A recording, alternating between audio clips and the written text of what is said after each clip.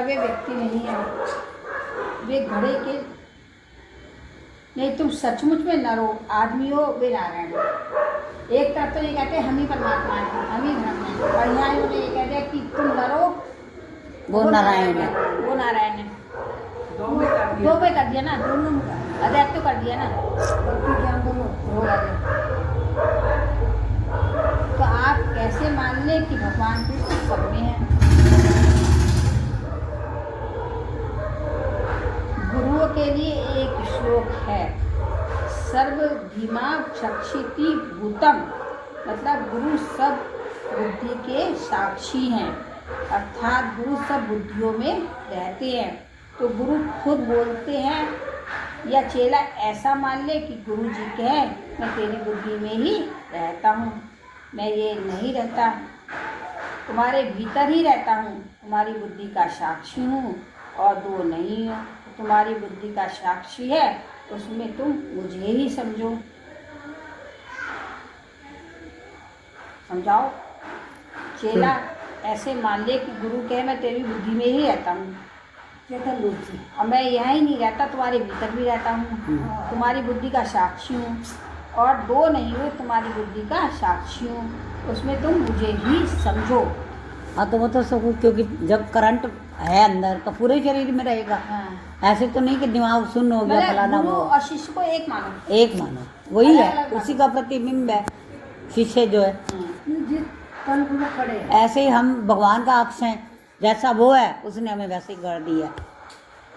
पहले उन्होंने अपने इस रास्ते पे चल के, कई बार अरे मेरे खुद इधर कुछ कुछ होने लगा है, अब मैं बंद करके आई हुई। टेढ़ा हो जाता ना, वो जो उत्ते वो पायो नी गैप, अभी तो बंद है, मैं समझ नहीं पाती, कहीं जाते हो जाता कहीं। मैं हूँ तो व्यापक ब्रह्म, लेकिन सब शरीरों में जो प्रकाश है, ज्ञान है, क्षेत्रज्ञ चापी माँ, यही तो जानना है। क्षेत्रज्ञ मैं हूँ, मैं इस शरीर में हूँ, ये तो जानते ही हो, पर तुम्हारे शरीर में क्षेत्रज्ञ है, उसे भी जान लो कि मैं ही हूँ।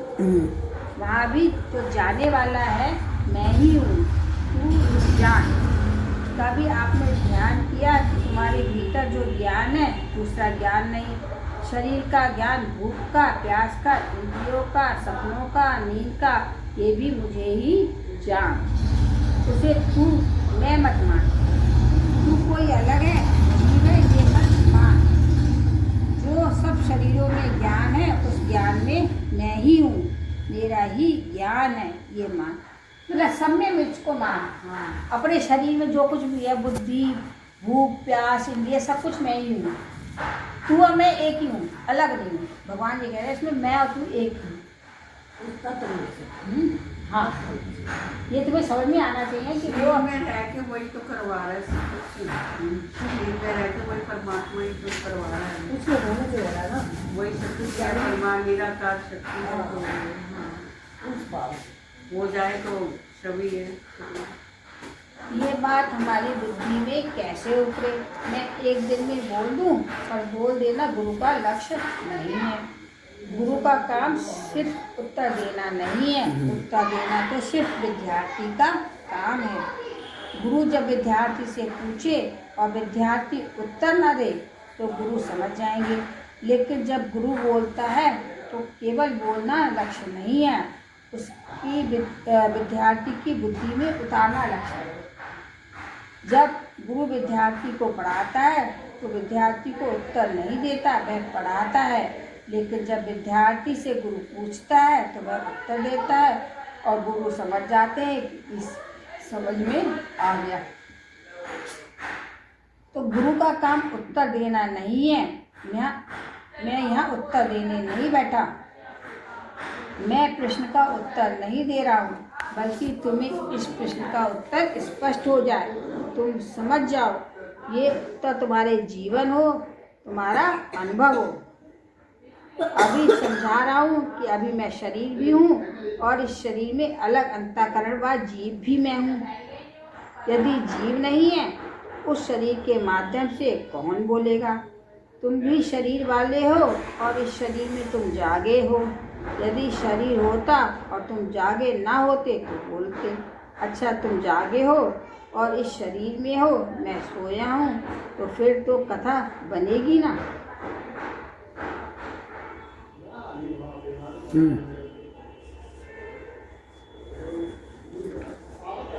क्या कह रहे हैं? सोया हूँ। अभी समझ रहा हूँ कि अभी शरीर में हूँ और इस शरीर से अलग अंतःकरण व जीव भी हूँ। यदि जीव नहीं है तो इस शरीर के माध्यम से कौन बोलेगा? तुम भी शरीर वाले हो और इस शरीर में तुम जागे हो। यदि शरीर होता और तुम जागे ना होते तो बोलते। अच्छा तुम जागे हो, इस शरीर में हो, मैं सोया हूँ, फिर तो कथा बनेगी ना। सही नहीं बनेगी, हैं? सही नहीं फिर कहाँ कथा बनेगी? जब ऊपर वाला अंश ही अंदर नहीं है तो फिर कैसे बात बनेगी? जीव भी है, मन भी है, सब कुछ ये भी बन रहे हैं, साक्षी बन रहा है, सब कुछ बन रहा है। लेकिन यही एक करंट है बस, वो सब जगह पर वो शरीर को चलाई है। और ये बुद्धि में उतर जाना कि सब कुछ हम ही है, तो बस यही मेरा काम है। तो तुम शरीर हो, मैं भी शरीर हूँ, तुम भी जागे हो, मैं भी जागा हूँ। लेकिन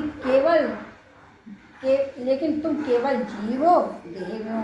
तुम अपने अनुभव में आत्मा या ब्रह्म नहीं हो। गुरु कौन है? जो जीव भी है, शरीर भी है और अपनी समझ में ब्रह्म भी है। तो अपनी समझ में ब्रह्म नहीं है, वह अभी गुरु नहीं है। अर्जुन क्या? जिसके देह है, जो एक अंतःकरण वाला है, जागता है, कर्तव्य समझता है, देह में रहता है और प्रश्न भी पूछता है। कृष्ण क्या है? शरीर भी है, जागे भी है, बोलते भी हैं, पर कृष्ण केवल जीव नहीं है। कृष्ण केवल देह नहीं है। कृष्ण वह है जिससे सृष्टि होती है और ब्रह्म भी है वो। कृष्ण को तो सब जानते ही हैं, सब देख रहे हैं, अर्जुन को दिख रहा है, लेकिन भगवान कृष्ण क्या कहते हैं? यो माँ पश्यति सर्वत्र सर्वचा मयि पश्यति। जो सब में मुझको देखता है और सबको मुझ में देखता है। जो सब में मुझको देखता है और सबको मुझको देखता है। अर्थात भगवान को कहाँ देख रहा है? एक जगह खड़ा हुआ, कृष्ण की एक जगह खड़ा होना देखना है। इसमें कौन सी बड़ी अकल है? जैसे मैं मंच पर बैठा हूँ, ये जानने में अकल की क्या ज़रूरत है? मैं कौन हूँ ये कोई मिला चेला ही जान सकेगा। मैं कौन हूँ शायद मंच पे बैठने वाला ही ना जान पाए। इसलिए भगवान एक पीड़ा लिए हैं। जो मनुष्य निर्बुद्धि है, वे अल्पा मेघा के कारण अर्थात समझ की कमी के कारण मेरे को साधारण मनुष्य की तरह अव्यक्त से व्यक्त करने वाला अर्थात जन्मने मरने वाला जानते हैं। भगवान ये कहते हैं, मतलब कि देखो जन्मने मरने वाला जानते हैं। भगवान कहते हैं कि मैं अप्रकट हूँ, जो कभी प्रकट ही नहीं है। मुझ अव्यक्त को, अदृश्य को जो नजर नहीं आता, उस मुझ अव्यक्त नजर न आने वाले को दिखाई देने वाला मानते हैं। भगवान कृष्ण कहते हैं, जो अज्ञानी है, बुद्धिहीन है, मूर्ख है, मूढ़ है, वे मुझे आदमी समझते हैं। हूँ तो मैं ब्रह्म, मैं जन्मा नहीं हूँ, सदा से हूँ, पर लोग मुझे जन्मा हुआ व्यक्ति समझते हैं। मुझे कौन जानता है? यो माँ पश्यति सर्वत्र। अर्जुन कभी भगवान को सर्वत्र नहीं देखता, शायद इन आँखों से कभी देख ही नहीं पाएगा। इन आँखों से तो वे कृष्ण खड़े ही नजर आएंगे। ये जो उपदेश चल रहा है, गीता चल रही है, बहुत बढ़िया। वह खड़े हुए कृष्ण को दिखाने के लिए चल रही है, जो कृष्ण की देह में बोलते हुए ब्रह्म है, जिसमें सृष्टि है, जो सृष्टि भर में है, वे दिखा रहे हैं। ये बात शायद कोई अर्जुन देख सके। यो माँ पश्यति, ये श्लोक तो मैंने भी नहीं लिखा। भगवान कृष्ण कहते हैं, जो सब में मुझको देखता है और सबको मुझ में देखता है, उसके लिए मैं अदृश्य नहीं होता और वे मेरे लिए अदृश्य नहीं होता। जो सब में मेरे को देखता है और सब में मैं हूँ मुझे देखता है, उसके लिए मैं कभी अदृश्य नहीं होता। नहीं ना, सब में वही समदृष्टि देखी हाँ, ना, तो फिर मैं और तुम एक ही हो, दोनों अलग अलग नहीं। वही दृष्टि तो दृष्टि देखनी है, है। वो दृष्टि आनी चाहिए। ना कोई लड़ाई है, ना झगड़ा, ना बैर, ना विरोध है। जो मुझे सब जगह देखता है, सबको मुझ में देखता है, फिर उसको मैं कभी छोड़ नहीं सकता और वह कभी मुझे नहीं छोड़ सकता, क्योंकि जो सर्वत्र देख लेगा तो छोड़ेगा कैसे। जो घड़ा मिट्टी में सब में देखेगा वह अपने में भी देखेगा। वह घड़ा मिट्टी से बाहर या मिट्टी उससे बाहर कैसे हो जाएगी। अभी हम जब भगवान के यहाँ देखते हैं तो भगवान मेरे से पहले ही अलग खड़े हैं। अलग तो पहले ही खड़ा है, थोड़ा और दूर हो जाएंगे। अलग वाले ही पास और दूर हो सकते हैं। जैसे पति पत्नी कभी दूर होते हैं, कभी पास होते हैं। पति कभी पत्नी नहीं होता और पत्नी कभी पति नहीं होती। शायद इतना नज़दीक भगवान के अलावा और कोई हो नहीं सकता।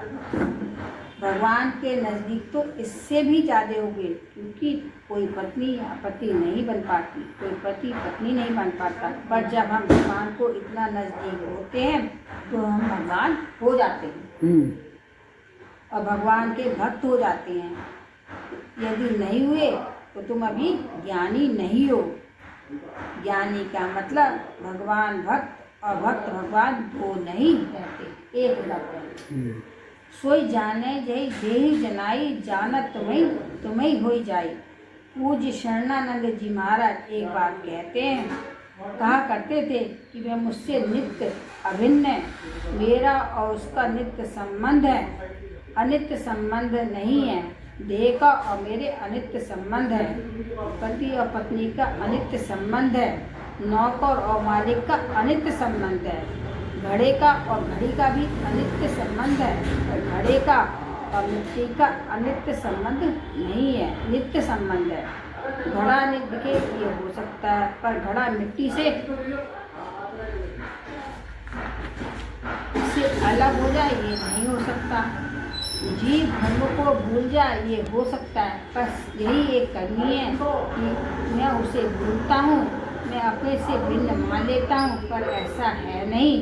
परमात्मा से भिन्न कोई हो ही नहीं सकता, पर हम अपने आप को उससे भिन्न मानते हैं। इसका मतलब हम अज्ञानी हैं, हम ज्ञानी नहीं हैं। अगर हम ज्ञानी होते तो परमात्मा और हम एक ही होते। पूज्य शरणानंद जी महाराज कहते हैं कि परमात्मा से मेरा नित्य संबंध है,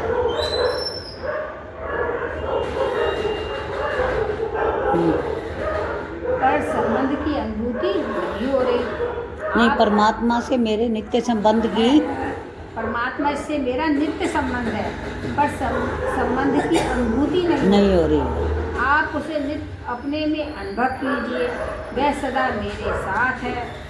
घड़े की सिर्फ अपनी जिम्मेदारी है कि अपने को तो अलग मानकर मरे या मिट्टी से अभिन्न जानकर अन्यता का भ्रम छोड़े और सदा साथ रहे। मिट्टी घड़े से कब तक साथ है? दूसरा प्रश्न, मिट्टी घड़े से कब अलग होगी?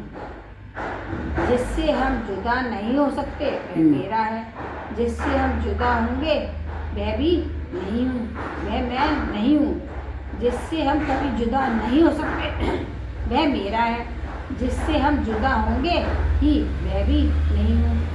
मैं नहीं, मेरा नहीं, ये तन किसी का है दिया। जो भी मेरे पास है वह धन किसी का है दिया। जो भी तुमको छोड़ दे वो मैं नहीं हूँ। अभी इस घड़े को समझाएंगे कि घड़ा तू नहीं है, क्योंकि तेरे से अलग हो जाता, नज़दीक भी आ जाता हूँ, पर तू नहीं होता। पर सोचना शुरू करो कि अलग हो जाता है, समझने की विधि यही है। जो अलग हो जाता है उसे पहले मत पकड़ो, क्योंकि तभी तन के स्तर पर तुमसे अलग है। देखो ये बहन हम नहीं है, हमसे तो अलग है, इसमें कोई शक नहीं।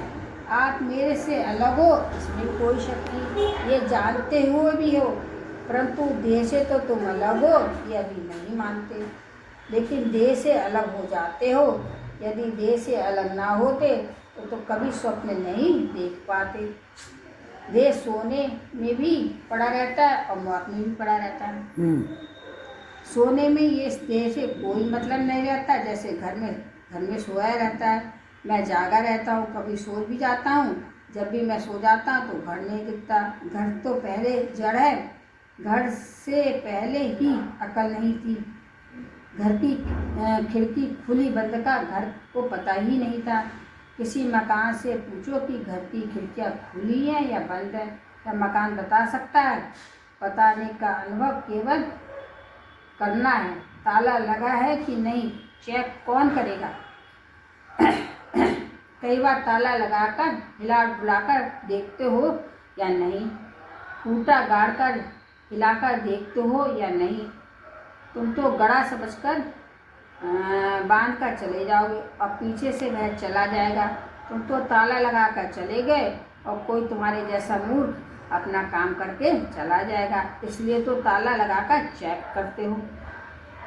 इसी तरह हमको सोचना है कि तुम इससे देह से अलग हो। कैसे जानोगे?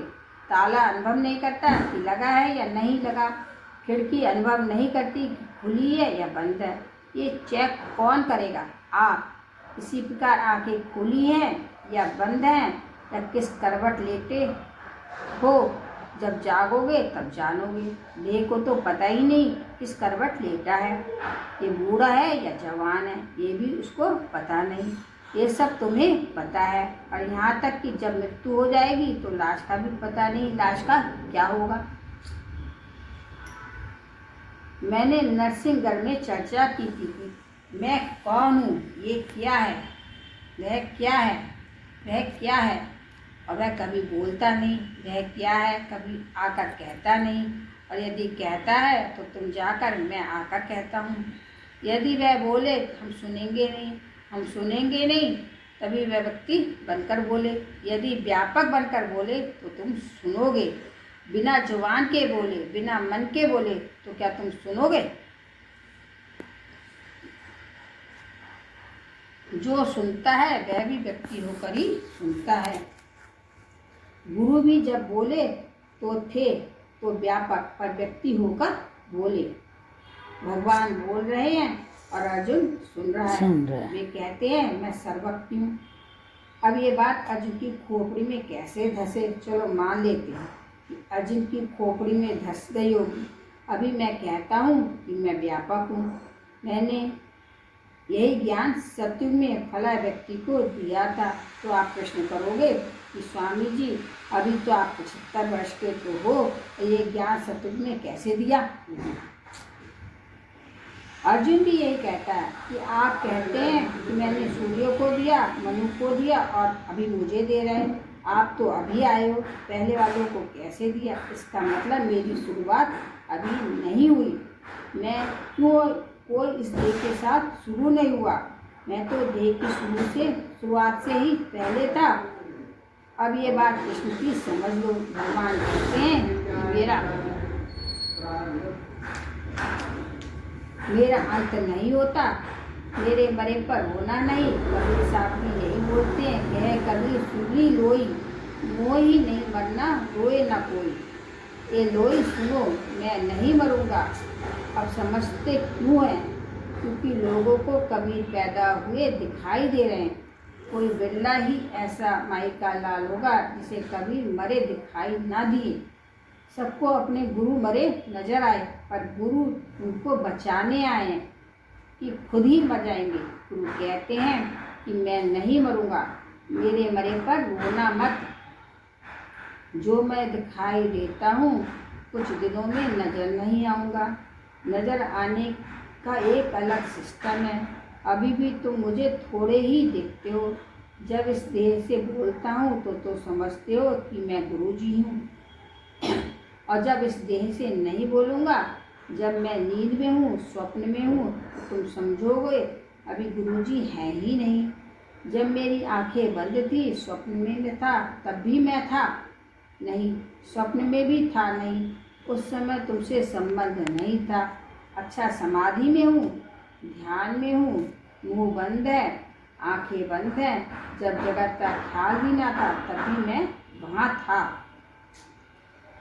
उसको तुम देख नहीं रहे, अभी तुम देह को ही देख रहे हो। अभी तुम जन्मे को देख रहे हो, अभी तुम मर जाने वाले को देख रहे हो। अभी तो तुम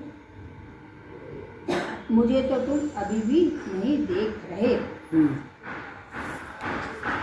भगवान कृष्ण कह रहे हैं कि लोग मुझे आदमी समझते हैं, हूँ तो मैं परमात्मा, पर क्या करूँ जब लोग मुझे आदमी समझ लेते हैं तो आदमी समझ के फिर तर्क करते हैं कि तुम कैसे ब्रह्म हो सकते हो। मुझे देह के आश्रित समझते हैं, देह के आश्रित मेरा आभास है। मैं तो ना देह के आश्रित हूँ ना मैं देही हूँ। तो क्या मैं अभी लाउड स्पीकर के आश्रित हूँ? तुम कहोगे जब भी नहीं हो सकता लाउड स्पीकर से बोलते क्यों हो? मैंने कहा मैं तुम्हारे लिए लाउड स्पीकर से बोलता हूँ। मैं ना लाउड स्पीकर के आश्रित हूँ ना बिजली के आश्रित हूँ, मैं तो तेरे लिए आश्रित हूँ। मैं तेरे लिए शरीर धारण किया है, तेरे लिए देश के आश्रित हूँ, तेरे लिए बोलने आया हूँ, क्योंकि बिना इसके तू नहीं सुनेगा, बिना लाउड स्पीकर के तुम नहीं सुनोगे। भगवान देह के अधीन नहीं है। भगवान तो जीव भी ना रहे, जीव भाव भी ना रहे, बुद्धि भी ना रहे तब भी है। उसको अपने होने में जरा फर्क नहीं है। अपने होने के लिए देह का मोहताज नहीं है। अपने होने के लिए उन्हें मन की भी जरूरत नहीं है। तुमसे तो बात करने के लिए मन चाहिए, और तुमसे बात करने के लिए शरीर को रोटी भी देंगे। भगवान को शरीर चाहिए तुम्हारे लिए, मन चाहिए तुम्हारे लिए। इसलिए भगवान ने कहा है कि सभी लोग अव्यक्त हैं, स्वयं भी। मुझे अव्यक्त परमात्मा को लोग व्यक्त समझते हैं। मैं तो व्यक्त होने से पहले था और बाद में भी अव्यक्त रहूँगा। और तुम भी सारे जितने जीव हो ये भी अव्यक्त हैं। बीच में व्यक्त हो गए, बाद में भी अव्यक्त हो जाओगे, इसमें रोने की क्या बात है। तत्र ना परिदेवना, इसमें दुख की क्या बात है। कहीं ना कहीं हमें स्पष्ट नहीं है। रोजाना नींद में अव्यक्त होते, कौन सा डरते हो तो सुबह व्यक्त हो जाते हो और सुबह तुम प्रकट होते हो। जीव रोज प्रकट होता है, रोज अप्रकट होता है। परमात्मा तो इसके पीछे हैं, वह अभी प्रकट ही नहीं होता, वह तो सदा ही है। इसलिए भगवान कहते हैं कि जो लोग मुझे जानते नहीं, इसलिए हे अर्जुन, कोई ना कोई मुझे तत्व ही जानता है। बहुत लोग प्रयत्न करके भी मुझे नहीं जान पाते, वे मुझे व्यक्ति ही समझते हैं। हिंदू धर्म में सबसे बड़ी कठिनाई ये है कि जो भगवान व्यापक है उसे हमने व्यक्ति के रूप में देख लिया। व्यापक ही व्यक्ति होकर बताने लगा। जब हमने ब्रह्म को माना तो प्रश्न पर प्रश्न पैदा हो गए। भगवान पैदा होते हैं क्या? क्या भगवान मर जाते हैं? तो एक बात कहेंगे कि पैदा नहीं होते, मरते नहीं, व्यापक हैं।